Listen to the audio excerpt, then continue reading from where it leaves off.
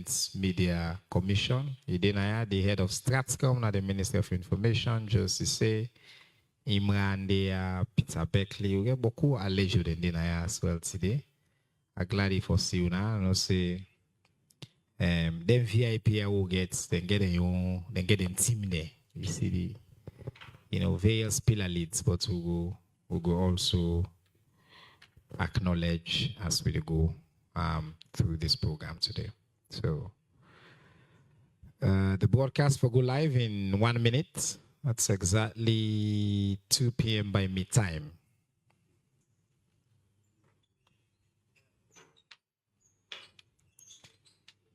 So there, if you phone they on right now and they make noise, they are turn the noise off. So we'll not go hear you.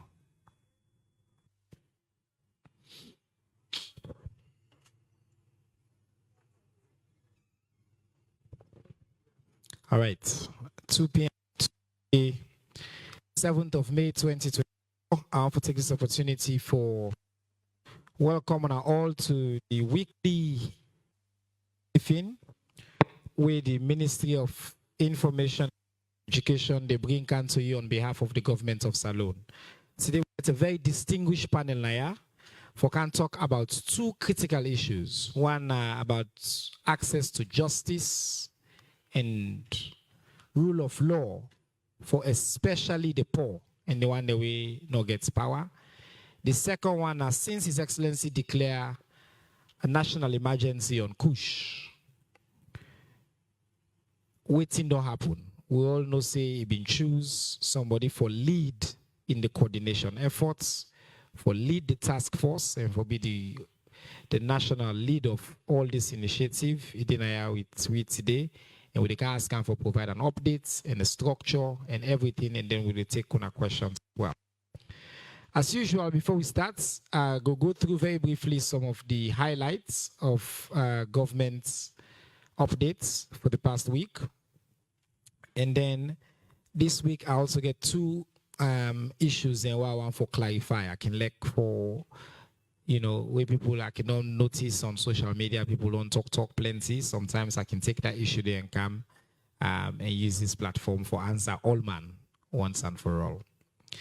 So first, May 3 now being World Press Freedom Day, and journalists all over the world be celebrates that important day. I want to make clear another thing as well. The Global World Press Freedom Index, people in they talk plenty thing about Salone. We make progress. We're very proud. Not a single journalist not jailed alone because of what he talk or what he writes. Not a single journalist in the period under review. They're not killed, they're not attacked, and a significant achievement. We build on the achievements of His Excellency President Julius Maada Bio. We being repealed the criminal libel laws. So, a big news and a big gain that's something we're proud of. And I'm for sure when I say in the next one as well, we continue for make improvements because we continue for do the things them, we'll continue for climb up the list. Just for comparison, by the way, Salone, day 64, the United States, day 55, they're only there ahead of we by 2 points. So just for comparison, so people that we don't know when it comes to press freedom, we're doing quite well in this Republic of Salone, and all thanks to the leadership and the commitment of His Excellency President Julius Maada Bio. On the 3rd of May, the Vice President, Dr. Mohamed Julde Jallo, Bingo delivered the keynote at the matriculation ceremony of the Cornell University of Science and Technology, where Unanosin have been President Bio in campaign promise for delivery university to the people of Cornell. So that did not happen. They don't do the first matriculation, and the Honorable Vice President when in hometown, and Bingo deliver the keynote. The Chief Minister, Dr. David Nasenge, when I be on a guest last week, I understand say when I've been getting a lot of fun with the Chief Minister. It currently the Dallas, Texas, for participates in the US Africa Business Partnering for Sustainable Success.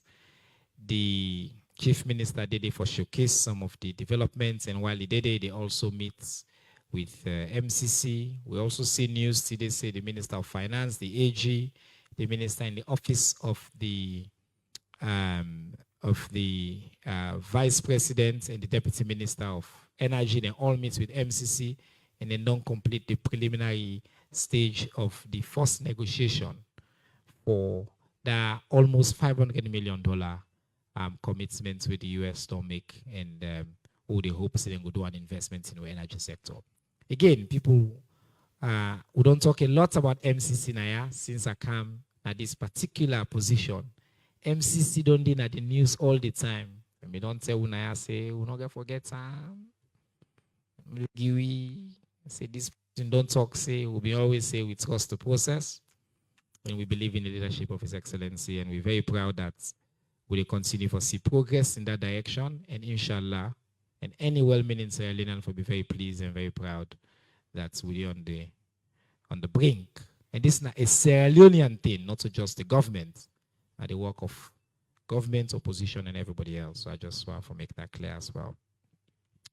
The UN Tourism Secretary General being congratulated Salone for the first ever national strategy for tourism development. And I know say the Minister of Tourism, Honorable Nabila Tunis, been launched the first national tourism strategy, and now they serve as the chair for Women in Tourism Leadership Africa Committee.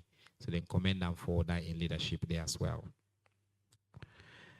Very important. The Ministry of Tourism and Cultural Affairs and the National Tourist Board, they don't continue to talk to the people that will own beach bar there along the Lumley Beach area ahead of the third phase of the demolition process. The ministry don't be very transparent on this demolition. They don't canaya, but it's still not to stop fake news. People didn't still go and talk with Cinewan for talk, say they pick and choose. There's no pick and choose. There was a phase, they don't tell everybody, then get set criteria and then they discriminate. So now follow on and know say the government of Salone committed for clean up that beach, for meet with environmental commitments, and for make sure say we continue to improve we country as a tourist destination. So Madam Fatmata Hamid Keru, we are the General Manager and Tourist Board, we don't inform the beach owners and say the directive day for government for demolish and clear the beach, and for make sure say this plan be implemented. They don't do that there as well. I will take one more from here. The Ministry of Technical and Higher Education and Mastership, they don't do some conducted tour of the Mastership organization facilities with the Honorable Minister Dr. Hajar Ramatulai Wui being showcased as well, the impact of Mastership for Salone. And then big news from Parliament, when I all know say the Honorable Segepo Solomon Thomas don't be elected as the new Speaker of the House of Parliament. It's not very big news for me particularly because the Honorable Segepo Thomas, whose district he come on? We the people of Bond, we know they carry last. I want to take this opportunity for congratulate them on behalf of we the Bond people and on behalf of the people of Salone. And also we border the Honorable Ibrahim Tawa Conte, we are the Deputy Speaker of the House of Parliament. Last week, we began and sit MPSC successfully. I've been wanting you the numbers, okay? Because again, people can underestimate the transformation that will happen under the leadership of His Excellency President Julius Maada Bio. I've been there in New York last week, and I've been getting the privilege for share Salone in the success story. President Bio don't triple percentage of girls with a complete school inside 5 years. You know, add 1.7 million Pekinens to we school register inside this period. Incredible transformation we don't see because of the investment of President Bio. Now, in 2018, the total number of Pekin we take MPSC now 123,592. In 2024, the total number now 164,000. 378. The other big difference is the percentage of girls. Again, we still get more girls when they take MPSC now than boys. Massive transformation they happen at this country. And again, because of the leadership. Just one more thing to say about the public exams thing. The minister been there the last time. When I've been seeing one audio we been go viral, and I've been called out the honorable member then I publicly, or we been do that audio there and spread misinformation. I just want to reiterate, say the parliamentary committee don't look at the issue, and the parliamentary committee don't also put out a statement saying that that audio with that minister they been spread, that be misinformation, and that the government of Salon they work with WAEC for make sure say the picking they will not get forget chance for seats, we not so no fault of the government, then go get opportunity for go take the exam, hopefully in the private works, and government they facilitates that. Now, final thing I want to say, government of Salon don't start for also broke illegal structure them around Comfort Bridge area.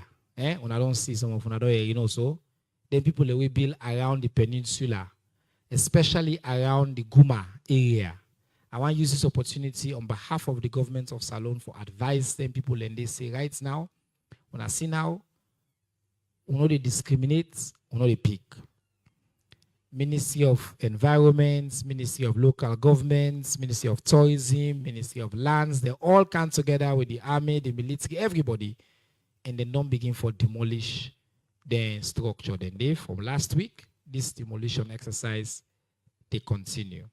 The purpose of this, if I let family understand, that people that we build, so then they threaten the water security of we all, because then they threaten that Guma area there, and at the only side that they will get access for get water at this city. So His Excellency the President don't take the decision. After, again, a lot of consultation, we don't communicate to them people, and they will they continue for communicate, say, if you get an illegal structure and no say, you're not supposed for the day. So, and the demolition exercise don't start for, make sure also say, we prevent any disaster from happening in the country. So, as usual, during the question and answer, still people not fully understand what the role of the ombudsman. So I want you focus on what the role and what your main plans then will you get as ombudsman. What people expect from you in that position there as ombudsman. You get like 7 minutes. All right. I think 7 minutes. Thank you very much. 7 minutes short, but I will rush through. Thank you very much for where you invite me for this program. We think I'm very necessary and important, because this is one of the platforms we will continue for raise awareness, spread message about the ombudsman.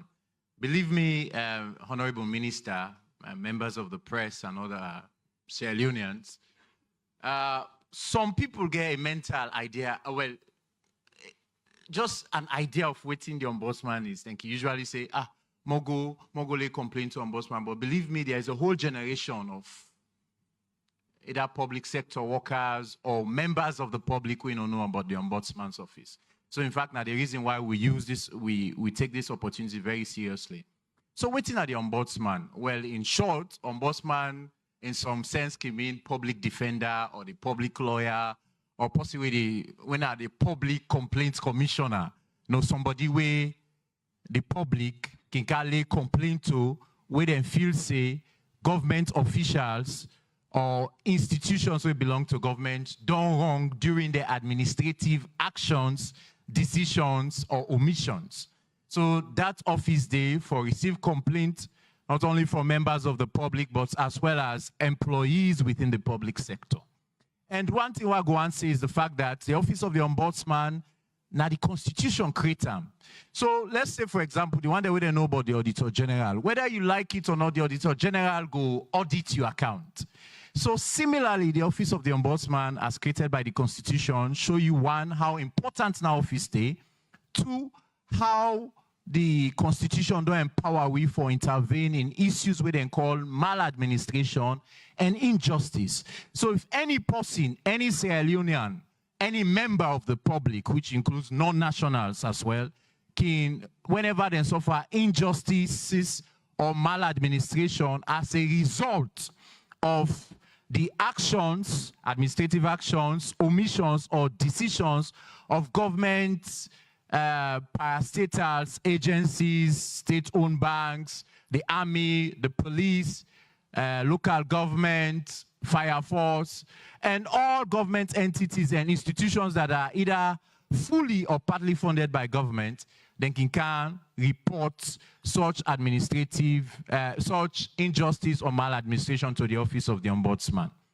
And we know Kwango, because of the short time, Abuan defined within the law consider maladministration and within the law consider as injustice, and within you go do, or waiting government worker go do to you, or government official go do to you, or government minister, or even you mayor or councillor, or even the principal na college or na university they do to you, we can lay complaint to the Office of the Ombudsman. But paramountly, so more start with, first of all, the educational sector.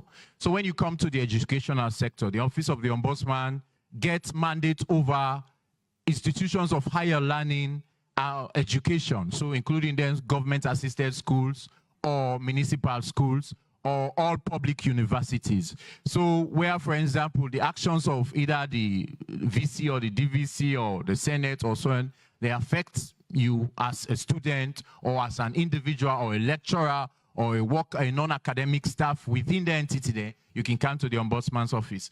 Similarly, we take the public service workers or the civil service and or the public service. You know, in the civil service, now we get all ministries of government. In the public service as well, we get agencies and other departments of government. And most of their institutions, or if not all of them, government sets them up for deliver services to the people of Sierra Leone. And that service delivery, we for enjoy to optimum or to the best they could give. And if in the course of them operation or in the course of the administrative action or they omit, so in law, for example, people bear responsibility for waiting them fail for do, where that action or that thing where they're supposed to do was imposed on them by law. So, for example, you for way born picking, you for take care of that picking. Mr. Honor, I hope I'm on time. Okay. You for take care of that picking. So if you don't take care of that picking, so you say you not get money, take the picking die, you have a legal obligation under law for take care of that picking, irrespective of whether you get money or not. So there are things these institutions are set up to deliver to the people of Sierra Leone, where they're supposed to deliver, and failure for do so can cause injustices to the citizenry. And I also talk about the security sector. The list is long, so I'm really concerned about time. We talk about the security sector, we talk about the military, the police, the fire force, the correctional services. So for example, the correctional services, if for instance you get somebody in Pademba Road wait on remand for a very long time, and perhaps the law officers department or the Ministry of Justice, particularly the law officers, don't feel for give indictment to their people or for make sure say that person case be had in court, they could come and report to us and we can get that thing then they. And the Office of the Ombudsman is a quasi-judicial institution. When they say quasi, I mean half enough court, half enough civilian thing. And it's also a quasi-human rights institution. Quasi-human rights is that we do perform, or our actions are geared towards the promotion and protection of fundamental human rights. And that means say we try to protect and promote human rights.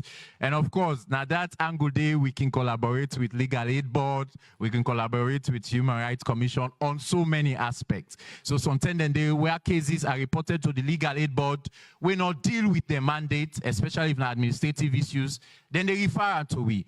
Similarly, where we get cases or complaints, we not bother, where we not deal with we mandate, we can refer to either the ACC or the Legal Aid Board. So, how important is the Office of the Ombudsman in terms of, for example, justice delivery? Now, we get the Ombudsman not they do certain things. For example, when they investigate a complaint where the case in a court, or when they investigate a matter where courts already decide, when they investigate matters that are dealing with the relationship between Sierra Leone and any other country, when they deal with the issue of nolli prosequi, that is where the Attorney General get the power for stop any criminal action against anybody or any institution. We also they go into for investigate the issue of prerogative of mass suicide. The president, they say, now these people, they don't pardon today, now they're criminal, they don't pardon, this, them, so on and so forth. So those are the things we do not do. But we do stand at an advantage against the normal courts or the traditional courts, one, in the sense that we deliver justice in the shortest of time. As you know, litigation is very expensive, or we the case then gonna court very expensive. But when you come to the office of the ombudsman, we services then are free of charge, similar to that of the legal aid board. Anytime, anywhere, as long as you come with a complaint over which the ombudsman gets a mandate, we they investigate and come to you back with whatever outcome we get, free of charge. You know, they pay 1 cent. And how we also get an advantage over the court, we get what they call ADR mechanisms, or alternative dispute resolution mechanisms. And these then are things that way normally you know defend the traditional court. So we can use the law empower we for use mediation. That is, if two people get issues, we'll put them together, we try for mediate between them. We also get the issue of the alternative dispute resolution mechanism of negotiation. We also get conciliation. So these are things, or these are tools where the Office of the Ombudsman can use without necessarily resorting to litigation, without necessarily going to other things where if you attend the national court. Is litigation an option for now? No, it's not an option, but interestingly, so most times we want for me and take litigation issues on something, we refer them to either legal aid board or the ministry. So if you take an issue, you look and you decide, say this one require litigation, you go now pass over to the other institution. To the necessary institution. You mentioned, say, as a public defender, you do look into either there's maladministration, especially when it comes to, for example, services between the citizen and the state.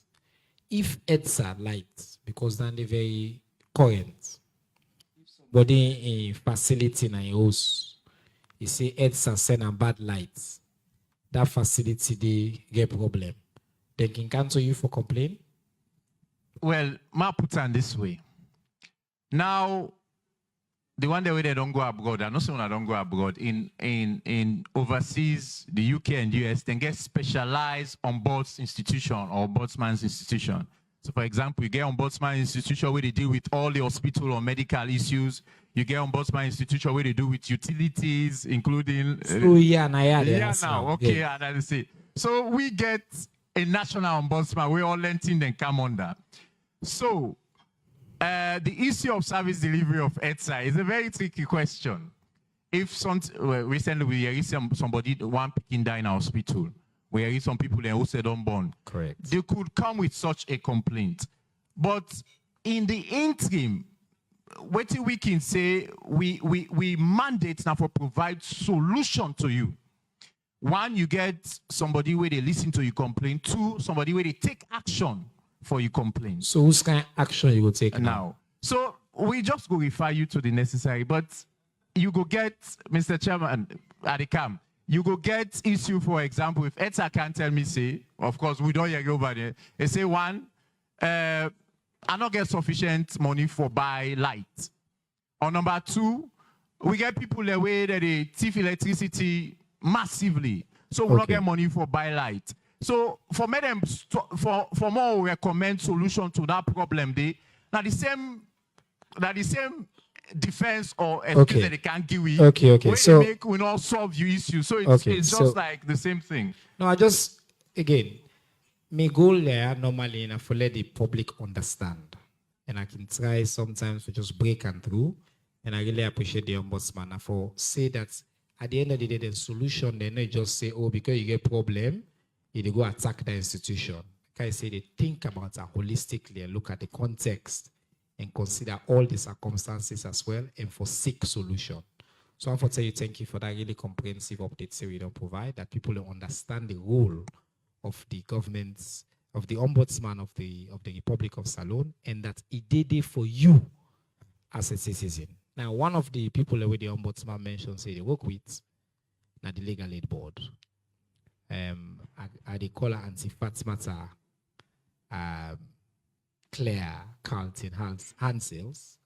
And as I say, no need introduction. You don't lead the legal aid board in a salon for a while. You don't provide leadership on many, many issues then for advance, particularly justice for the poor. So I give 7 minutes to give family updates. Who's we day on legal aid? What's in the current landscape? And the question who puts in the press conference is justice available for the poor? Well, thank you very much, Mr. Minister. We're happy for there. And as you say, legal aid is a household name. Legal Aid Board in 2012, Parliament passed the Act. 2015, it began for work. As Sidon they talk now, legal aid data in all districts. We also then at chiefdom level. And we get 24 lawyers where they chase the Black Mariah, where they turn the jails around. We they give legal education, legal representation, we they give legal advice, we they do ADR. We get 2 types of mandates. Now a board, because they get a regulatory aspect for all organizations where they operate in legal aid services. So inside the justice system, we sit down in the middle, you get the law office, you get the courts, you get the legal aid board. And the legal aid board now for the poor man then set out, other than the poor man, where they get the minimum wage. Or if they get above the minimum wage, you get trouble, you're able for do your business, or then suspend you by work, or you're able for do what they do, you for also come to the legal aid board office. And the poor man, he get lawyer. Maybe I not like for talk about myself, but I'm happy to say I've been getting the opportunity with the experience from the special court as the principal defender for pick up legal aid. Even before I accommodate, they may approach me for caretaker. So the model where we put into place, we get full-time lawyers, where policy no need for pay and government no need for pay on a case-by-case basis. Because we find out, say, in a lot of countries around the world, you get for pay people per hour. So it break the legal aid bank. So a lot of people are able to get justice. But what do? We make with lawyers they're all full-time. So they're able to attend to police station, they're able to go to courts, they're able to go to community. We do mobile clinics, we do under the trade discussion, we do focus group discussions, we do seminars, we do workshops, we do community and town hall meetings. We get over 300 partnerships. Civil society organizations, they all register with we. People the way they give legal aid, or where they talk about law business, or where they settle cases, they all they work with we. In fact, for we in communities, a lot of people, their own point of interfacing with government, they are working the talk case, na them village, na them barry, the government office with them Sabina legal aid board offices. The one that we are justice promoters. So we they work with a lot of people, and I'm happy for talk say now we don't reach the stage where Foday College don't begin for teach paralegal studies. And then the legal aid board they begin for do certification as we they go. Just a quick medical and dental association where you get the pharmacy board. You get pharmacists. So now so you forget legal aid people in between. There are rules and regulations. So they happy say the education don't begin and it go cascade to constituent colleges and universities around the country. As I sit here, we don't get legal aid to over 2 million Sierra Leoneans. And that is a record number. So in June last year, the General Assembly of the United Nations invites me for go New York and for go brief them on how far we don't go and our successes. And that they encourage other governments then through UN policies for make sure say they try for establish the acts. The Legal Aid Acts, now the same one with the Canada and in the South Africa, a number of countries. So a lot of other countries are now taking up the concept. After the war, waiting people find out was the jails then be overfull. When legal aid begin, we put some man at jail wait on there for 10 years. He never come on do. And the story goes on. So we don't reach the stage now where even with the civil, we they do settle a lot of cases and we they help the courts then for cut down on the number of work we then get for do. So we civil in all our offices is done through the ADR. We get panels. And in those panels mix lawyers, non-lawyers. Because in Sierra Leone, we don't have what they call high-cost cases. We don't get shipyards, we don't get them big industries. We will get in Sierra Leone, then land dispute, family dispute, personal issues. Sierra Leone a third world country. So it's a bit easy for we able to settle and cut down on cases where they go cost. For instance, land dispute, if you're not an expert on land, there are two types of disputes as far as land concerned. The one we concern title, we get for do with the Ministry of Lands. Would I get this land?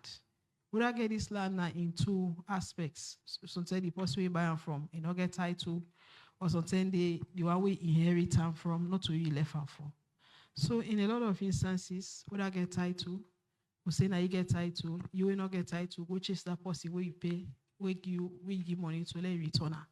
So a lot of those cases now are not going to court. Before legal aid started, they chop people then at land, kill people then fight. Now everybody goes to the legal aid board because they encourage people then say, justice is accessible, justice is there. We know they take money. We they work for ally and be this wall and next wall, and we're using the law. So we've gone a long way with that. We cover the juvenile homes, the DEMS, and we cover the jails. In the jails, the largest offenders are larceny, thief man. So we talk to parents, we talk to people, when a man, when a picking, and let them know the thief. The second largest again, fraud, obtaining by fraud, fraudulent conversion. Then you get violence, section 1820. So man, they enough say for settled dispute, for go fete.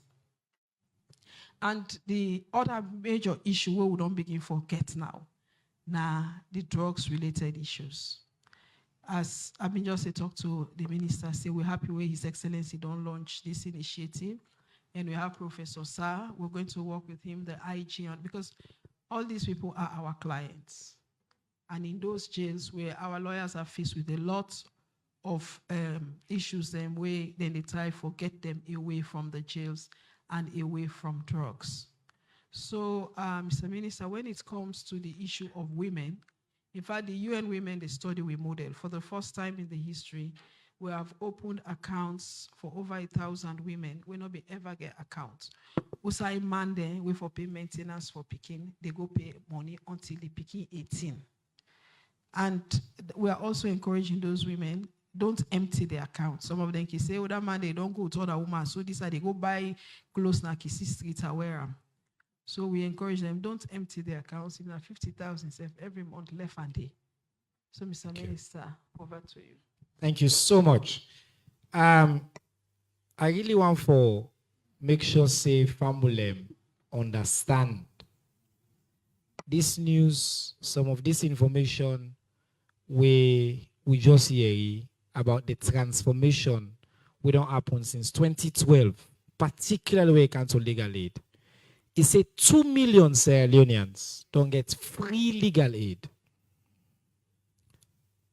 It means thousands of women where in the past they not been no way for compel their husband them for let them pay family support, but they don't support them, open accounts for them, and through the accounts then they compel their husband them for take care of them, picking them. So salon may not be perfect, and I know people doom and gloom. Me own job na for counter the doom and gloom, but we get structures the way they function.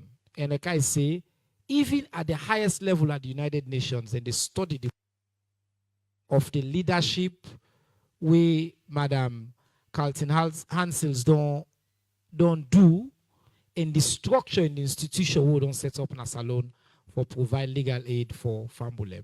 I'm glad the way you end with drug-related offenses, because a very good segue to the next speaker.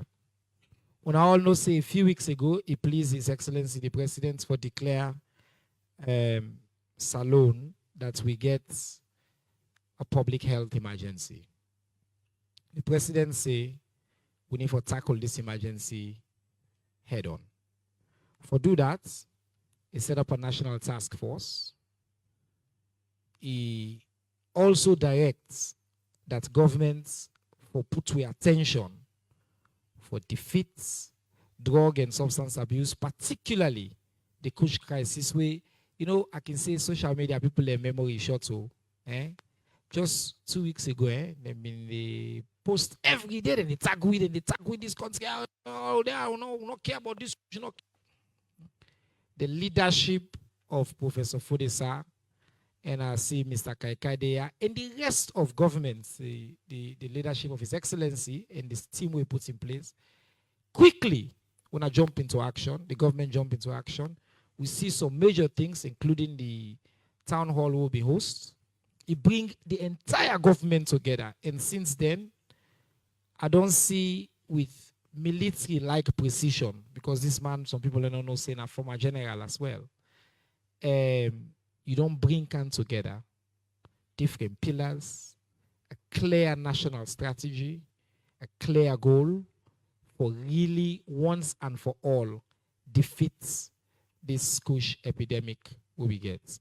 Professor Foday Sahr, I want you 10 minutes because I want to let you, because this now a matter which relates to a national declaration with His Excellency make, for let you provide an update to the people of Salone since the declaration. Waiting don't happen, waiting people for expect, waiting at the next stage. Over to you, sir. Thank you, Honorable Minister, for inviting me to this forum. As you rightly say, I don't come alone, I come with all my pillar leads, so I come highly protected with pillar leads. So I'm glad the way you asked me for an update from the time where His Excellency the President set up this task force and where he appoints me as national coordinator. Following the guidance from the interministerial committee, the task force being able to establish a lean but very robust structure. And immediately after that, we go up country, all the 16 districts, for do what we call a scoping mission. That now for actually identify the resources we are available at each district, and for actually talk to the district leaders and for know the magnitude of the Kush problem at the community level. After that scoping mission, we established for ourselves certain goals, and then goals were established for ourselves as a task force. One, now for make sure say we reach 70% of community nationwide with information on Kush. The second goal was set up for ourselves, now for reduce youth drug abuse by 80% in the first 1 to 2 years. And three, we want to establish at least one treatment center and 1 or 2 rehabilitation centers in each of the districts within the next 1 year. And four, we want to make sure say we support at least 70% of individuals who are in the past through this program for make sure say they go back to school or we integrate them at the family with their families or get them to work. And the last one, but not the least, we want to make sure so we reduce the availability of Kush by over 80% within the first 1 year. The structure of the response, based on, again, the advice of the Interministerial Committee, where the Honorable Minister, a member of that committee, the structure is in such a way that we get the president up there, then we get the Interministerial Committee, and below the Interministerial Committee, we get the National Coordination Committee, where me, the national coordinator, and we get a 24/7 situation room. That means anything will happen at the country, we reported at that situation room there, and the appropriate person will go at task for take the necessary action on that. And then we actually operate on 5 pillars based on the declaration of His Excellency the President. And then 5 pillars, one, public information and risk communication. This particular pillar, now the Ministry of Information and Civic Education, together with the Ministry of Health, now then the leader pillar. And the main work now for make sure so they conduct nationwide campaign for increased access to accurate information on dangers of the use of drug or Kush. And the second pillar, now community engagement. This pillar is led by the Ministry of Local Government and Community Affairs and the Ministry of Health. The main work now for make sure that they engage all community leaders and groups for make sure that we deliver all the activities of the response, and additionally, they work now again for gather and channel community feedback for inform with response. The third pillar now care and treatment. The Minister of Health and the lead this pillar, and Minister of Social Welfare, the co-lead. The main function now for ensure the availability of treatment programs for substance abuse disorders. Then secondly, and for make sure so then conduct testing for identify the active ingredients of the Kush. One make sure so we do that nationwide. Some work be done in a free tongue, but unfortunately the scope being small, so one make sure so we get our samples then from all parts of the country and test which are really the active ingredient of Kush. And the fourth pillar now rehabilitation and reintegration, as well as for provide operational support to the other pillars. One thing we want to emphasize now, district leadership. The district level response, it will be led by the district council chairperson or the mayor where appropriate, and co-led by the district medical officer. We don't want to create a new structure. One ride on the existing structure so that even after the expiration of the task force, the activities will continue. Then moving forward, the task force will prioritize the following in the next couple of weeks. One, launch a national campaign. One, disseminate accurate information on Kush, its dangers, and the available services.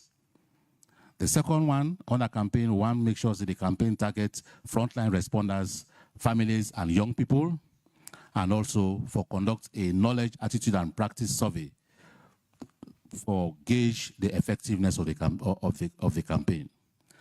The second one we want to do is treatment center expansion. The Honorable Minister of Social Welfare been done do something we don't graduate the first 40, and we want to applaud them for that. So what we want to do, want expand what he do for at least for the next couple of weeks. Let's start up at least one center in each of the regions. Then we can actually expand on that. And thirdly, post-treatment opportunities. One, make sure that we map and secure resources for recovery of them people them who would take into then center them. The Minister of Social Welfare, Minister of Youth, and Minister of Technical and Higher Education then will collaborate for offer options like return to school package, skills training, and job placement. And they're very, very close to the Honorable Vice President. Anytime we'll meet, he emphasize on that. You know, just take them, people them out, you know, get a program for them.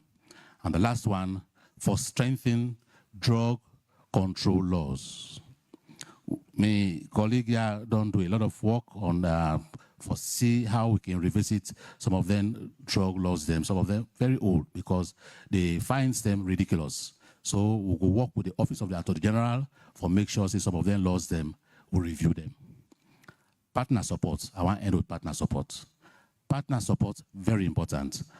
Please for inform this body, say we don't get the cooperation of partners both in country and outside this country. They have been very supportive since the declaration by His Excellency the President. A recent visit by the Minister of Health and myself to US CDC and State Department of Health will yield a lot of positive outcomes. We're able to secure the following. For assess the magnitude of the problem, the US CDC agrees that we work with we for can do an epi study so that we will identify the magnitude of the problem in this country. This now it came out from the meeting with me and the Honorable Minister of Health go to US CDC. Also, they agree say they will help for provide you with testing strips. Where you use the urine, you test this, the person urine, you will know say this person don't take drugs. So the third one, we then say they will help you with educational materials. The educational material that will be provided, then the Minister of Information and Civic Education, they will adapt them for your environment. And fourthly, then say they will help you for collect, ship, and go analyze all the samples that we will collect from all parts of this country so that we will know the active ingredients of the substance, because definitely it vary. The composition of Freetown will different from the one at Kabbalah or the one at Kailan or the one at Moyamba. And last but not the least, eventually then say they will help we for establish we own testing lab in this country. So those are the good things that came out of that meeting we'll go na US. In conclusion, ladies and gentlemen, I want to say if we all put hands together, we'll be able to fight the challenge of drug abuse and make sure say Sierra Leone be a brighter nation for all. I thank you, Honorable Minister. Prof, you get clap all. Normally people don't they clap now, but most no say family appreciates the thorough nature of the updates. And I can like point out, say, while some people, and we appreciate where the activists, they go on social media and tag and complain. But after that, the work will be required for be done. People in the way they do that work there. And we too just hear now that while enough people like say this issue they trend anymore, the government, through this structure we don't put in place a very comprehensive set of strategies and actions, and we don't begin for implement. Now we ministry, we come to the public education side, we get NDLEA, we get other structure, the Ministry of Social Welfare, we all they come together, we all committed to the same thing. We now for finally put an end to this unfortunate crisis in our country. And I think say if Fambul and us be the one that waiting government they do on Kush, today Professor Foday Sahr don't can give we a very clear set of updates, which I will also commit for do as usual. Now that these updates we don't give so, we will make this video as well, and we put them on social media so that Fambul we know they listen right now, we will follow. All right, now we get time for questions. I don't get some questions. All network, you text 818. They can right now on my iPad and I ask the question for you. But we'll give you the mic. Now one question. Rules. Not so. I need to make society functional. All right, let's see the hands. Good. 1, 2, 3, 4, 5. Lord cancel. Next round we'll cancel the one. All right. Well, my own name is Mohamed Dauda Kamara, the writer for Daily Scope newspaper. This question actually they go to Professor Foday. On Sunday, I do an investigation na Kaningo. There is a place called Benghazi where they serve as a brutal rehabilitation center for Kush addicts. Them. I discover say most of the Kush addicts within the place they chain them foot. And according to my questions, they chain them foot. Oh, they chain them, okay. Yes. So they chain them foot, and I asked them a question. One of the people already take care of them. They say that for restrict the movement so that it will less the intake of the drug. Now that's they tell me. And they can chain them foot for about 1 to 2 months before them free them. So my question is, you think say this is not the right approach for actually minimize the intake of drug or any substance abuse in the country? Thank you. Number 2. My nomenclature is John Kelly Mara. I report for Daybreak newspaper. Professor Foday Sahr, please, you will tell me how much people are under anti-Kush and how much they are in the rehab centers for now? Thank you. Next. Yeah. My name is Mahmoud Silla from the Nature newspaper. Okay. Mr. Ombudsman, you say, let's say somebody get picking, he fail for take responsibility of a concern for Ombudsman. I want to know, let we turn this to the government. Government around the world get the responsibility for provide education for its citizens. Is there any law that says if government fail for provide education for its citizens, then can take that government to court. Okay. Good. The ombudsman a lawyer, so not bad. We'll allow the answer. All right, next. Udana be number 4. Intellectual honesty again. If you know to be 4, you put your hand at the vex. Yes. 4. Asang Beshikuruma Concord Times. Yes, sir. The question they go to Legal Aid Board. We want to know, according to him, I don't provide legal service to over 2 million people. How many of their cases and they will not win? And if the one that will not win, will not ever provide or will not ever appeal any case where the Legal Aid Board no win? Thank you. Number 5. My name is Suleiman Jallo, Expo Times, to the Legal Aid boss. You talk say the legal aid for the try for reduced cases in the court. And you and I know when somebody get a problem or an issue with somebody, they first go to police. And with police, they charge in a court, then they go. Which means legal aid get for use for withdraw that case from the court and try on your own side them. Thank you. You understand the question? Because me not fully understand the question. But I understand the question. So, and since I get the question, so you know bad. Yes, okay, so you see, you know bad. No way. Antifad Matago answer. All right, so we get a few questions. First for you, Professor. This question about mode of treatments and whether, I think what you're going to add to that question is whether you job or within the structure, because it's something myself curious about, whether we they prescribe acceptable forms of treatment or rehabilitation, and also whether we they regulate, because you get people the way they grab one door and another one. And then secondly, this question about the data and stats on death and other things. And so why don't you do that quickly? Thank you very much. For the place where is it at Benghazi, you know, we know we are farm, but definitely as an institution, we government don't put together now, we not say we're not going to do everything. So they want them way, the private people, them way they do their practices, them, I should say we'll get for reach out to them and make sure we regulate them. Because we get prescribed ways for handle them people, them, you know, for treating like criminals or whatever. So we'll get for work with them very closely, map out who side and they, then the Ministry of Social Welfare, the Ministry of Health, then we'll work with them for make sure say we'll bring them on board and give them the best practices how for handle and case them.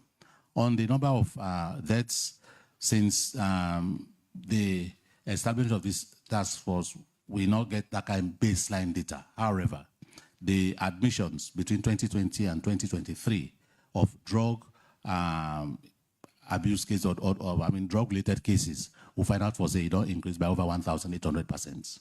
And the Kush specifically, the number of admissions based on Kush at the KC psychiatric home, it don't increase by over 3,000%. So definitely the number of admissions for drug-related and Kush-specific is on the increase. And for, I think, then the admissions, as I say, the Ministry of Social Welfare currently, they don't discharge about 40. In the next 1 week or so, they're going to taking another 60 to 70.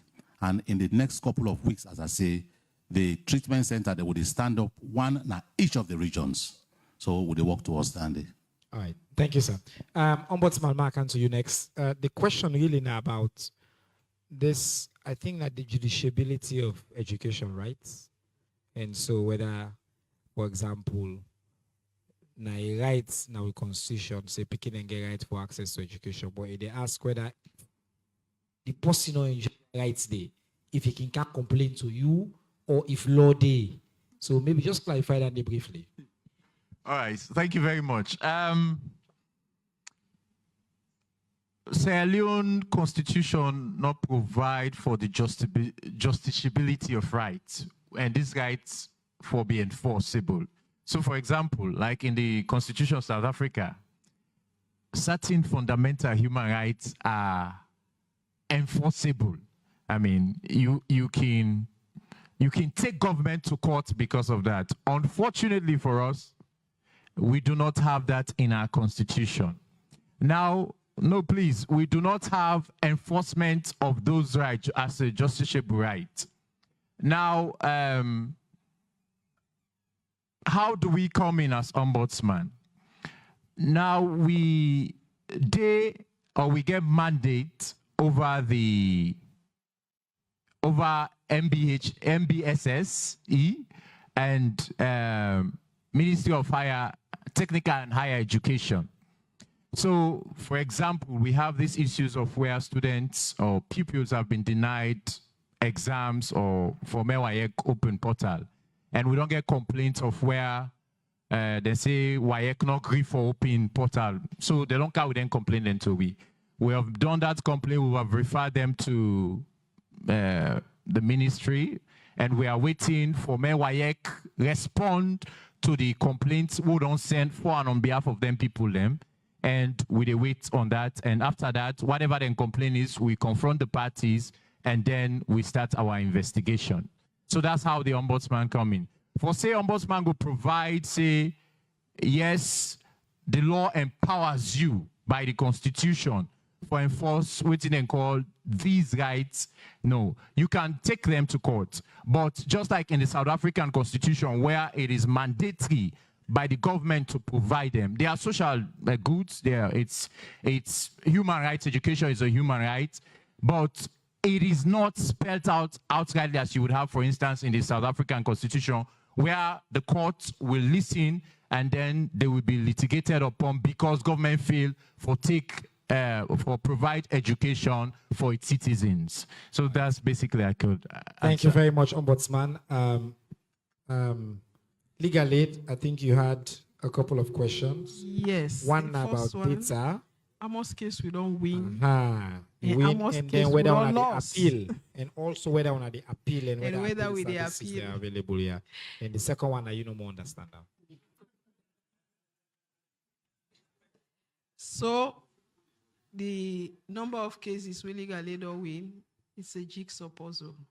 For criminal, about 30%, because most of the one they defend, then guilty.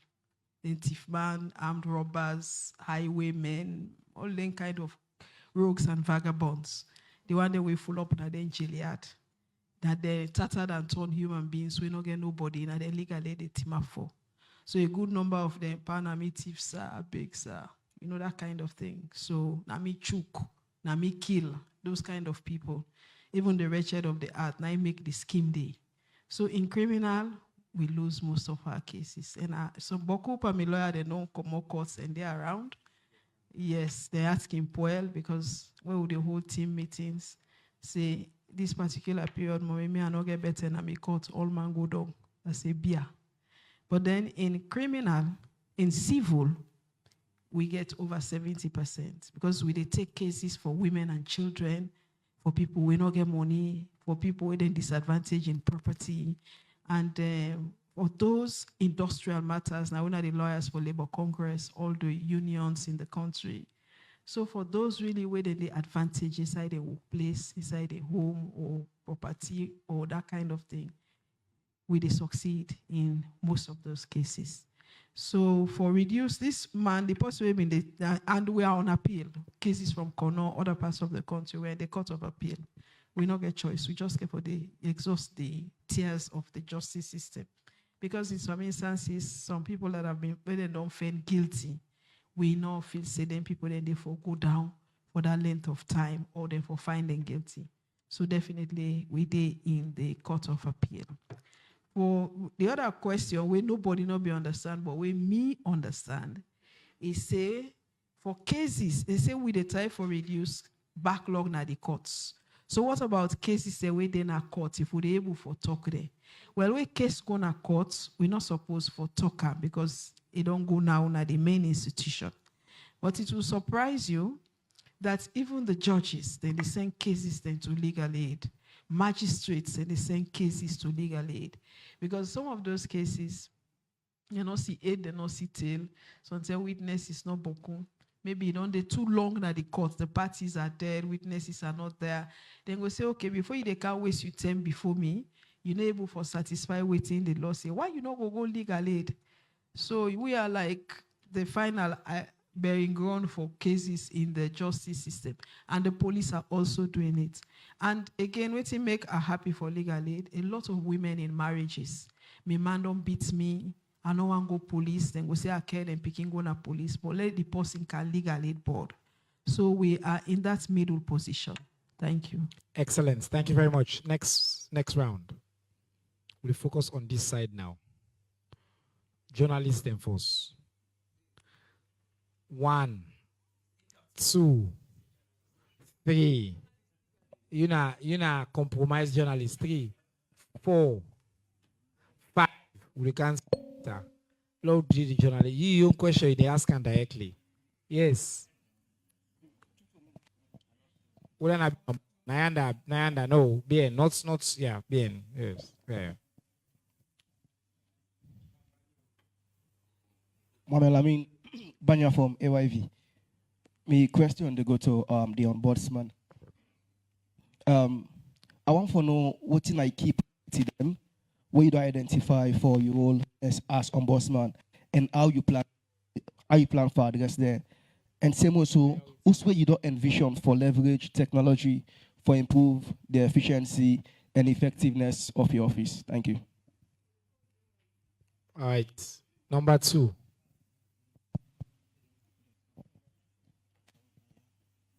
Number 2, no member yourself. Okay. Would they jump you? This Minabokari Kama are the right for the New Storm newspaper. Madam, this is not for you.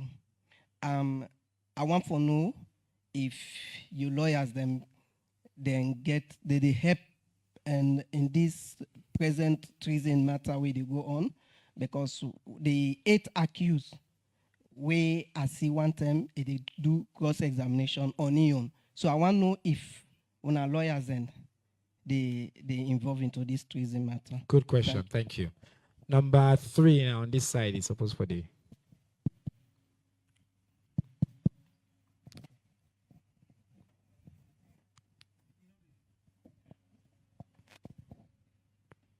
Mina Makiem Jalo, writer for the Times SL newspaper. I want to reiterate on the question from the Minister of Information to the Ombudsman on this electricity issue. In that side, when the minister asks, we not still get a clear answer, and we need a clear answer towards that. If EDSA give you bad light and spoil property them, in spoil property, we as citizens, we get any rights for media ombudsman for report EDSA and waiting at the action for the ombudsman, because we don't see EDSA, they arrest people with a thief light. They get power for that. So wait now we right. If they give light, we okay, forget 2020. Thank you, sir. Next. Number 4.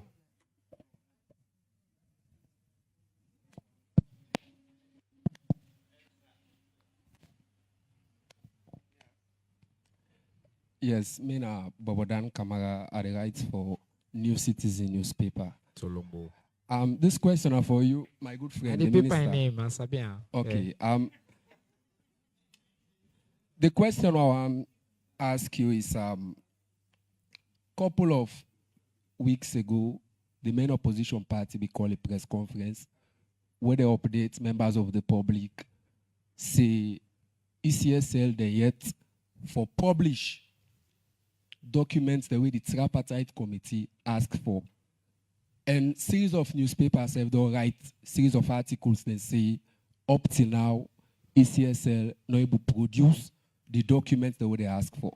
So from the side of the government, because since the last time I engaged, we not hear anything from my own part in relation to this. So I want to waiting on our effort we don't do for see how best we go to law ECSL for comply. If at all they don't comply, if they don't comply, one for no waiting at the documents they don't already turn in. Thank you.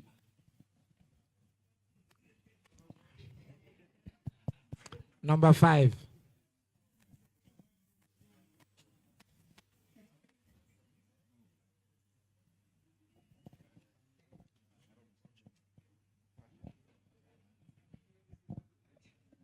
Good afternoon.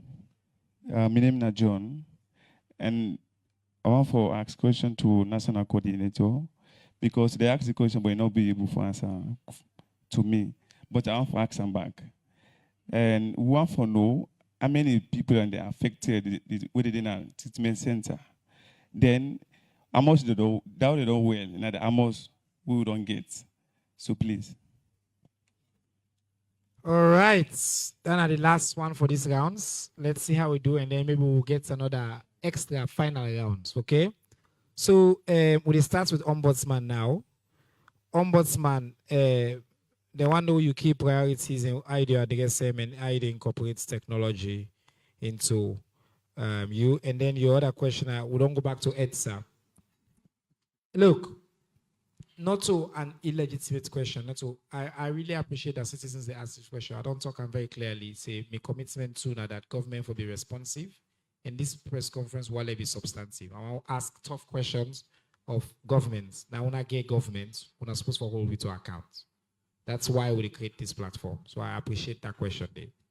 The question now that if, let's say, forget EDSA, if any other institution of government do something we injure citizen, somehow, you lost in property or all because of the action or the inaction, waiting at the power of the citizen for seek redress. I guess I want to let you answer that question broadly, and then we take her from there. So now your question, and then we'll come to legal aid. All right, thank you very much. I must start with that last question there. For citizens or members of the public, we don't be aggrieved with the administrative decision or omission of public officials or public institutions for EDSA or any other institution. So like I say, if not so like you property bond, you get a cause of redress. Yes, if you know one go court, you can come with such a complaint to the office of the ombudsman. And the office of the ombudsman, what would they do? First of all, we are independent arbiter. We didn't say independent, you know they for this, you know they for that day. You they come with the complaint, we look at the merits of the complaint, and then sure say it fall inside we mandate. So now man will say if in property bond, obviously we go, just like I tell you, we want to provide solution. But already EDSA don't tell we say now XYZ. Make lights the we don't sometimes the and the transformer overpower, I don't burn your property. So we go make the complaint on to EDSA, we tell and say XYZ, we don't recommend this. But how you for enforce that recommendation? So perhaps we go say go to legal aid board, offend lawyer, we go enforce that recommendation for ensure say then pay compensation to you. You understand? But you can come with a complaint if the administrative actions or inactions injure you as a citizen, you can bring such complaint to the office of the ombudsman. Right. But the excuses or the defense are already there in the public domain. So our duty is to provide solution to that. So when the excuses are available, how do we go around that? That's what I am saying. Okay? And somebody also asked, say, waiting our priorities now the office of the ombudsman. Now, well, for me now, just three priorities. One ensure, say, ombudsman continue to be a credible and respected institution. So one thing we don't see over the years, we want to see the office of the ombudsman, people then get confidence in the office of the ombudsman. We read one publication, some people say the statistics where they conduct the survey say the confidence where people then get inside the judiciary, for instance, don't reduce. But where people then get confidence, for instance, inside the office of the ombudsman, then go increasingly go to the office of the ombudsman when they get complaints, rather than taking the laws into their own hands. So one of my own strategic priorities, or our strategic priorities in the office of the ombudsman, are for ensure, say, we get a credible and respectable institution. So number two, another thing we want to ensure is to make sure, say, we improve accessibility and visibility of the office. In fact, what it make you they see with the go now all majority of the MDA there, and for make sure, say, we take the message of the ombudsman to the doorstep of the people. So perhaps the resources not there for make adverts, for make jingles, everything. So the best way you can contact the people without money is to go and meet them. hold meetings with the staff, hold meetings with the management, and tell them what and what they should do and what they should not do. So that's why we have been engaging on. And like I say, lastly, waiting the ombudsman office don't usually be known about. And the fact say, where government will come and get problem, a go lay complaint to the office of the ombudsman, they forget the fact of the members of the public. So it's not only about government workman. So member of the public, anytime the actions of a government institutions or government official injure you or affect you in any way, you can resort. So the login with power, so for example, where NRA go refuse for the delay for make tax refund, or where institutions then whether they grant licenses to, for example, mining companies or that thing, they refuse for do or then delay, or they refuse for give people their rights, so they're waiting they're entitled to. Those people can come to us and file a complaint with the office of the ombudsman. So that's what we do. And lastly, because of time, another person asked, how would they use technology for leverage? How would they leverage technology for improving efficiency? Of course, this is not it. This is not a wall of technology. So for me, the social media has been helpful where there is not enough resources for. So now social media, you can use that without money. All you need for you get enough people in a group where they expand your message. And that has been very helpful, especially Facebook and WhatsApp. They carry your message far and wide. Well, for the one they read. But what about the people they read? So we want to use technology for increase with jingles, for make sure say we get leaflets or these printouts on social media and other media handle for ensure say we spread the message of the ombudsman, because one thing, you cannot claim your rights if you do not know them. So we have to advertise our services, we have to bring it to the doorstep of the beneficiaries, and we have to ensure that people and get trust in the institution of the ombudsman. Thank you, ombudsman. Thank you very much, my brother. When they defend people the way they accuse of high crimes like treason, and if they do that, why, for example, in the ongoing treason trial, you see the 8 accused not get lawyer? If una job now for provide legal services to people who can't afford it, why are you not doing it in this case? Well, first of all, legal aid board, we not just go to court, we take person case. The cases they go to court, what they take, now the one the way they behind bars and we want legal aid. But especially when it comes to cases like treason and some others. For this treason trial, now we virtually they carry the court martial legal aid board. Now we get the largest number of clients, now the court martial. But for the private individuals who are not soldiers, they have never come across for us for legal aid. Okay, so they need for ask now. They need for us, they need for fill forms. Okay. They know how for access we. Okay. They know say we teams, then they go to the jails. The funny thing about treason is, of course, now a set of people where they try for overthrow any government in power and then catch them. I make treason trial, they come up. Or there's an allegation that then they try for do that.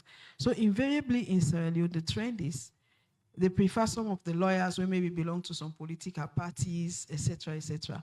And you don't force lawyers on people. In self way, they cross-examine so. In no end, if you're not able for cancer, if you fumble them for able, for car across to legal aid. Yeah. So if you force lawyer upon person, then go find them guilty. You know, go talk say that you make the person go jail. Correct. So the scheme doesn't operate like that. Agreements need for day. If once the service available, he seek the service and then go make it available to him. Professor, it's back. I think people still ask this question on data.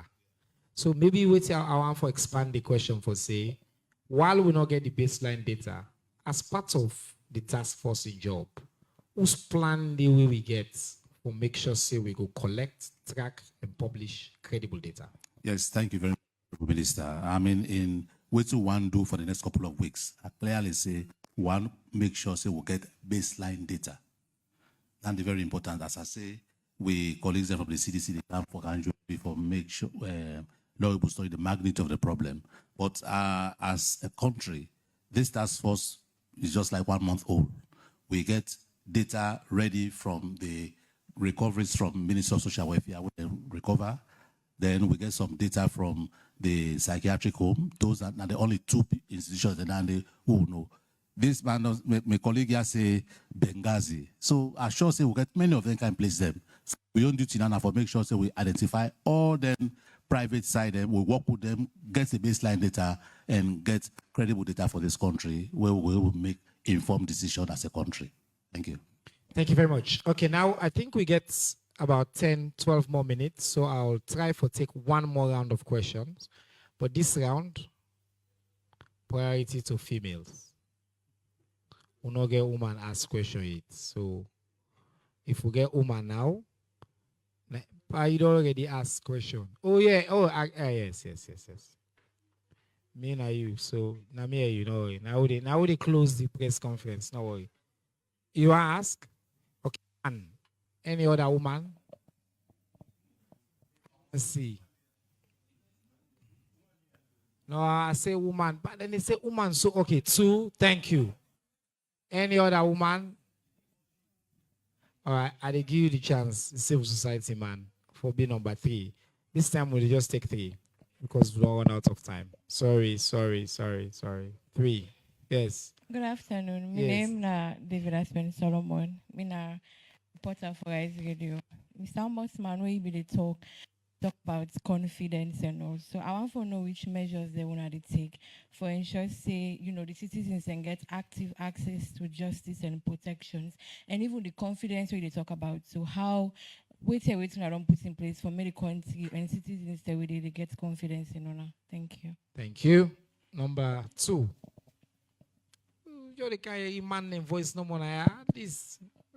So the newspaper themselves are the first one following at the same female reporters who can cover the press conference because I will give preference and priorities to females all the time when I know that. Go ahead. Good afternoon. My name is Famous Sise from Public Review newspaper. This they go to the ombudsman. I just want to know if you get any data on complaints they want they receive and how una don't work towards them complaints then they to a logical conclusion. Thank you. Thank you very much. Solid question right there. Thank you. Yes, sir. Thank you very much. Use the mic. Mr. Chairman, this question for the office of the ombudsman.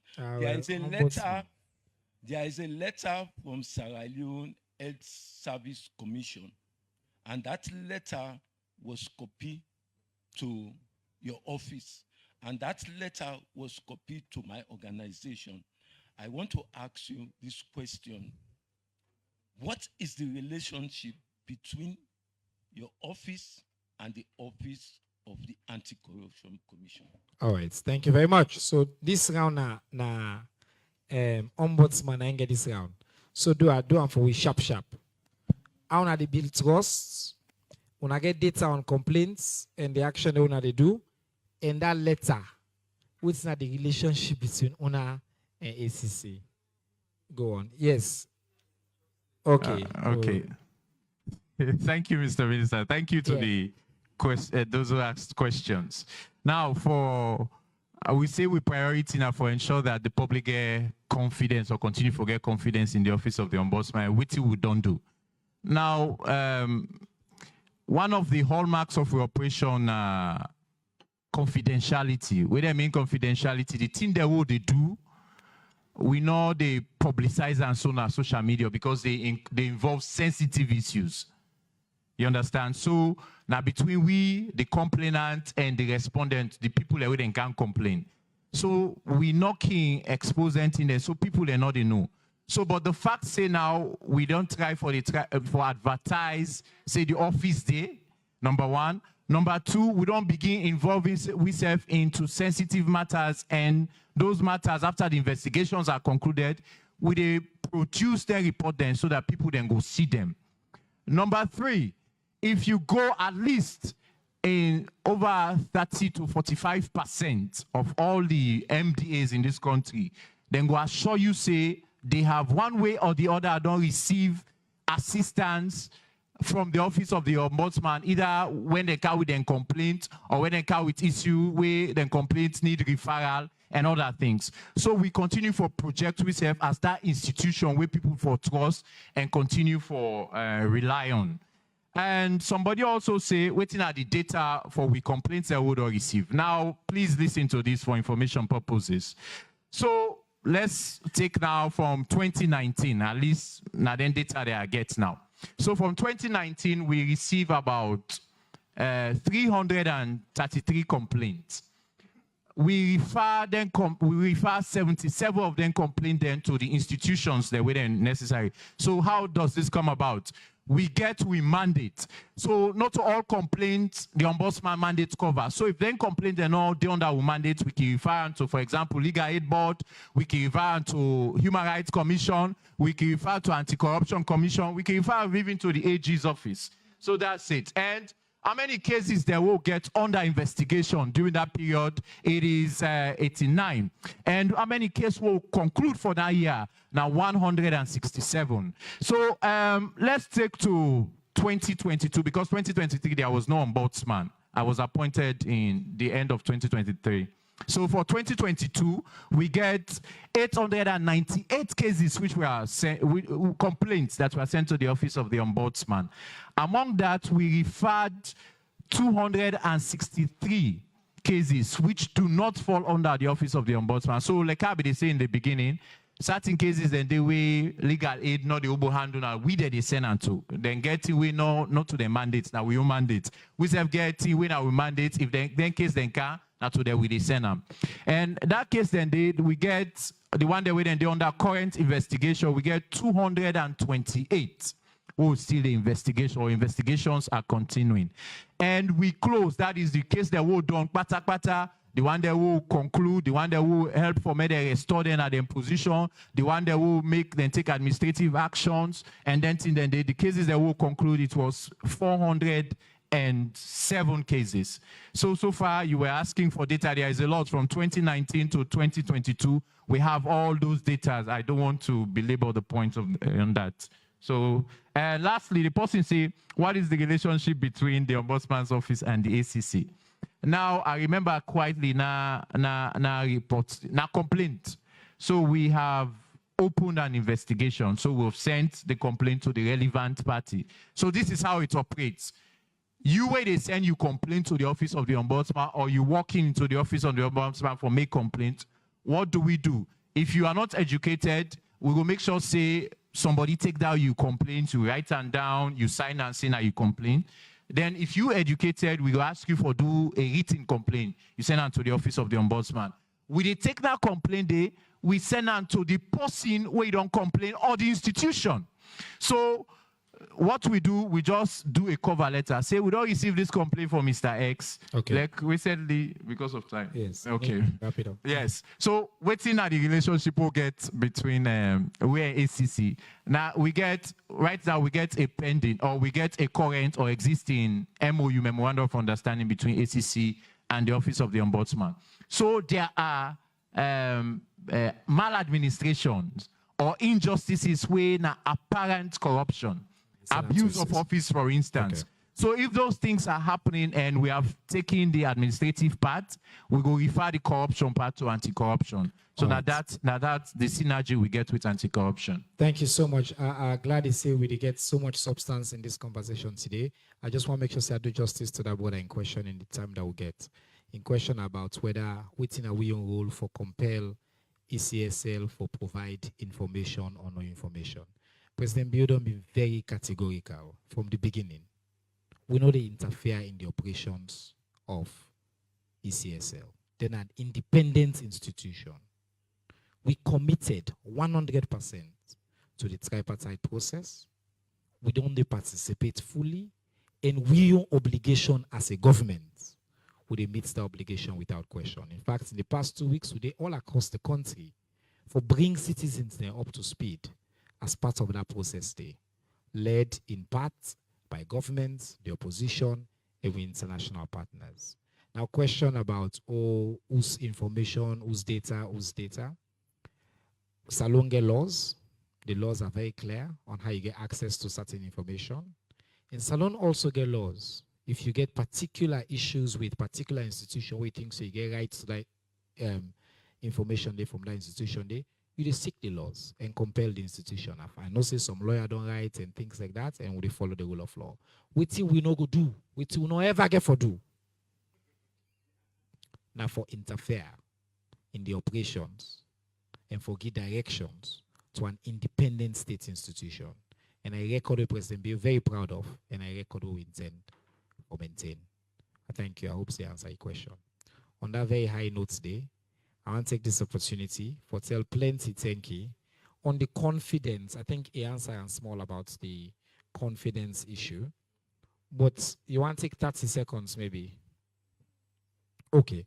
Because I can also like for make sure say we start on time and end on time. Because I think commitment to time, not to just how you start, it's also how you end. So I really like for respect to all on time, my commitments now that I get everybody here from 2 o'clock to 3:30. I have you seated in time and we are on time. So I want to take this opportunity to tell thank you to all we partners them. With the app we follow, we go live across the country. All the community radio stations them, the TV radio stations them. I have to congratulate AYV. I know say they just make into DSTV in Nigeria. I have to congratulate all the journalists there as well on World Press Freedom Day. I have to tell plenty thank you to my panelists them, Professor Foday Sahr, for your outstanding leadership in this fight against Kush. And I know say the people of Salone, they continue for listening for more updates. I have to tell you thank you, Anti-Fatimata Carlton Halsils, for your leadership of Legal Aid Board. I have to tell me colleague and brother, the Ombudsman, the lawyer Tijanja, for your leadership as well, and for the work we do. Until we meet again next week for another edition of the Government's Press Conference, I have to tell una way they come all the time. Thank you and assalamu alaikum.